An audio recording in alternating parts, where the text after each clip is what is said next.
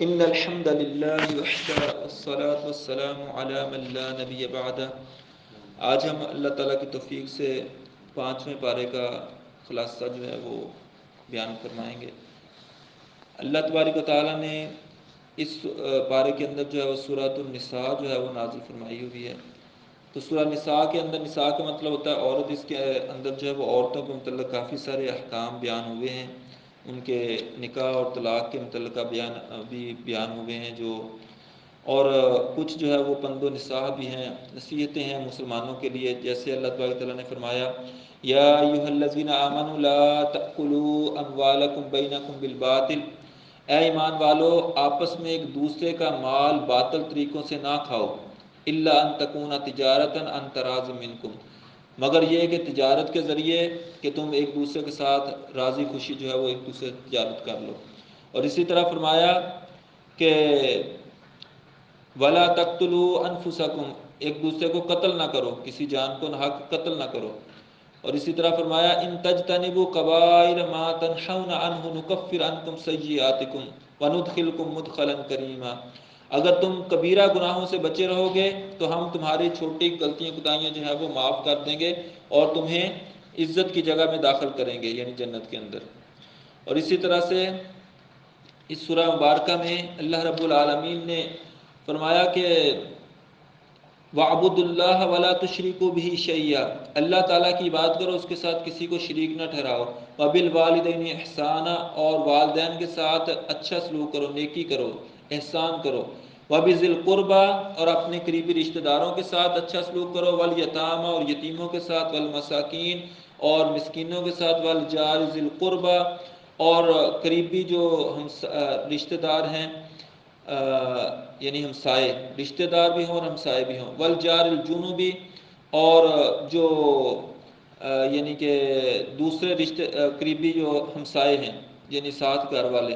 والصاحب بالجنب، اور جو تمہارا ساتھی ہو، یعنی کہ تمہارا دوست ہو۔ وابن السبیل، اور جو رستے کا مسافر جو ہو، ان کے ساتھ بھی اچھا سلوک کرو۔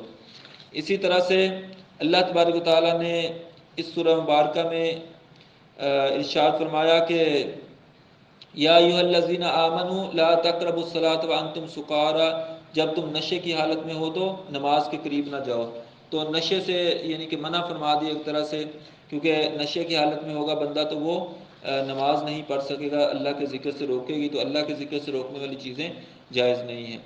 اسی طرح سے آگے فرمایا الم تر الی الذین اوتوا نصیبا من الکتاب یؤمنون بالجبت والطاغوت، کیا تم نے ان لوگوں کی طرف نہیں دیکھا جن کو اللہ تعالیٰ نے کتاب میں سے حصہ دیا ہے، یعنی عیسائیوں یہودیوں کو کچھ کتاب دی، ان کو حصہ دیا کتاب میں سے۔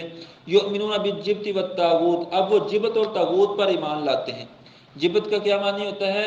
اس کا جو تفسیر میں آتا ہے کہ اس کا معنی ہے تعویذ، وہ تعویذ لٹکاتے تھے، منکے وغیرہ، مونگے وغیرہ، اس طرح کے تعویذ بنا کے لٹکاتے تھے۔ اور طاغوت کا مطلب ہوتا ہے کہ جو اللہ کے مقابلے میں کوئی اور جو الہ بن کر جو ہے وہ فیصلے کرے، اپنا قانون اللہ کے مقابلے میں بنا کر اس کو جاری کرے، یا اللہ کے مقابلے میں قانون کو یعنی کہ عمل کرانے کی کوشش کرے۔ اسی سورہ مبارکہ میں اللہ تعالیٰ نے فرمایا یا ایھا الذین آمنوا اطیعوا اللہ واطیعوا الرسول واولی الامر منکم، اے ایمان والو اللہ تعالیٰ کی اطاعت اور فرمانبرداری کرو اور اس کے رسول صلی اللہ علیہ وسلم کی اطاعت اور فرمانبرداری کرو۔ واولی الامر منکم، اور جو تم میں سے امیر ہو، یعنی کہ تمہارا امیر مقرر ہو، خلیفہ ہو، اس کی بھی بات مانو۔ فَإِن تَنَازَعْتُمْ فِي شَيْءٍ، اگر امیر کی بات کے اندر، تمہاری بات کے اندر کسی بات میں تنازع ہو جائے، فَرُدُّوهُ إِلَى اللَّهِ وَالرَّسُولِ، تو اس بات کو اللہ اور اس کے رسول کی طرف لوٹا دو۔ اللہ اور اس کے رسول کا حکم ہی اصل حکم ہے۔ ان کنتم تؤمنون باللہ والیوم الآخر، اگر تم اللہ پر اور یوم آخرت پر ایمان لاتے ہو۔ اور اللہ تبارک تعالیٰ نے فرمایا کہ فَلَا وَرَبِّكَ لَا يُؤْمِنُونَ، اور تیرے رب کی قسم، یعنی اللہ تبارک تعالیٰ اپنے پیارے رسول صلی اللہ علیہ وسلم کے رب کی قسم، یعنی اپنی ہی قسم ایک طرح سے کھا کر فرماتے ہیں لا یؤمنون حتی یحکموک فیما شجر بینہم، وہ اس وقت تک مومن نہیں ہو سکتے جب تک آپ کے ہر فیصلے کو جو ہے وہ آپ کے حکم کو فیصل نہ مان لیں، یعنی آپ کے ہر فیصلے پر سر تسلیم خم نہ کر دیں اس وقت تک، یعنی نبی مکرم صلی اللہ علیہ وسلم کی ہر بات کو جب تک بندہ حرف آخر نہ سمجھے گا، آپ کے ہر فیصلے پر سر تسلیم خم نہیں کرے گا، تو بندہ مومن ہی نہیں ہوتا۔ اور پھر آگے اللہ تبارک تعالیٰ نے فرمایا کہ وَمَن يُطِعِ اللَّهَ وَالرَّسُولَ فَأُولَٰئِكَ مَعَ الَّذِينَ أَنْعَمَ اللَّهُ عَلَيْهِم مِّنَ النَّبِيِّينَ وَالصِّدِّيقِينَ وَالشُّهَدَاءِ وَالصَّالِحِينَ وَحَسُنَ أُولَٰئِكَ رَفِيقًا۔ وہ لوگ جو اللہ تعالیٰ کی اطاعت اور فرمانبرداری کرتے ہیں اور رسول صلی اللہ علیہ وسلم کی اطاعت اور فرمانبرداری کرتے ہیں، فَأُولَٰئِكَ وہ لوگ ہوں گے ان لوگوں کے ساتھ قیامت کے دن جن پر اللہ تعالیٰ نے انعام کیا، یعنی انبیاء علیہ السلام، صدیقین، شہداء، صالحین، ان لوگوں کا ساتھ اللہ تبارک تعالیٰ نصیب فرمائیں گے۔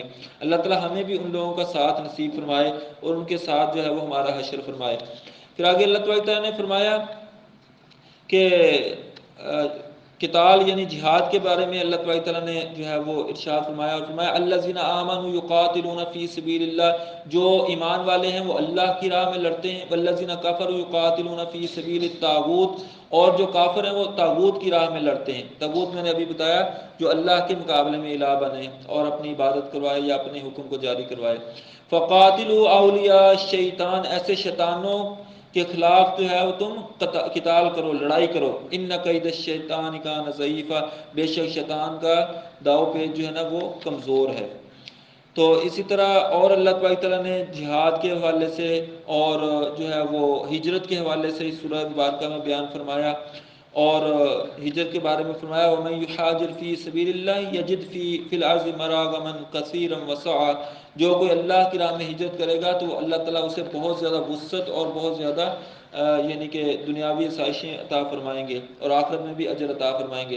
ہجرت کہتے ہیں اپنے گھر بار کو اللہ کی راہ میں چھوڑ دینا، کسی جگہ بندہ رہ رہا ہو اور وہاں پر اسلام پر عمل کرنا ممکن نہ رہ گیا ہو تو بندہ جو ہے وہ وہاں سے ہجرت کر کے اس طرف جا سکتا ہے جہاں پر آسانی سے اسلام پہ عمل کر سکتا ہو۔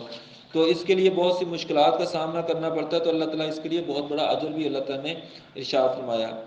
تو اس صورت میں دو جگہ پہ اللہ تعالیٰ نے فرمایا ان اللہ لا یغفر ان یشرک بہ ویغفر ما دون ذلک لمن یشاء۔ ایک تو یہ سورہ ایک اس کی آیت نمبر 48 میں، ایک آیت نمبر 116 میں، دو جگہ پہ یہی یعنی کہ مضمون ہے کہ اللہ تبارک تعالیٰ شرک نہیں معاف فرمائے گا، اس کے علاوہ جس گناہ کو جس کے لیے چاہے گا معاف فرما دے گا۔ جو شرک جو ہے نا وہ سب سے بڑا گناہ اور سب سے بڑا ظلم ہے، اس سے ضرور بچنا چاہیے۔ اس پارہ جو ہے وہ 5ویں پارے کی آخری آیت میں اللہ تبارک تعالیٰ نے فرمایا ما یفعل اللہ بعذابکم ان شکرتم وآمنتم وکان اللہ شاکرا علیما۔ اللہ تعالیٰ تمہیں عذاب دے کر کیا کرے گا اگر تم شکر کرتے رہو اور ایمان لائے رکھو، اور اللہ تبارک تعالیٰ تو شکر گزاری اور علم والا ہے، یعنی کہ شکر کرنے والے اور اللہ تعالیٰ پر ایمان لانے والے جو ہیں اللہ تبارک تعالیٰ ان کو عذاب سے محفوظ رکھے۔ اللہ تعالیٰ عذاب نہیں دینا چاہتا بلکہ اللہ تعالیٰ چاہتا ہے کہ میرے شکر گزار بن کر رہیں اور مجھ پر ایمان لا کے رکھیں۔ اللہ تبارک تعالیٰ ہمیں اپنے مومن بندوں میں اور شاکرین بندوں کے اندر ہمیں شامل فرمائے، اور اللہ تبارک تعالیٰ ہمارا حشر بھی جو ہے وہ انبیاء، صدیقین، شہداء اور صالحین کے ساتھ فرمائے۔ سبحانک اللہم و بحمدک اشہد ان لا الہ الا انت استغفرک و اتوب الیک۔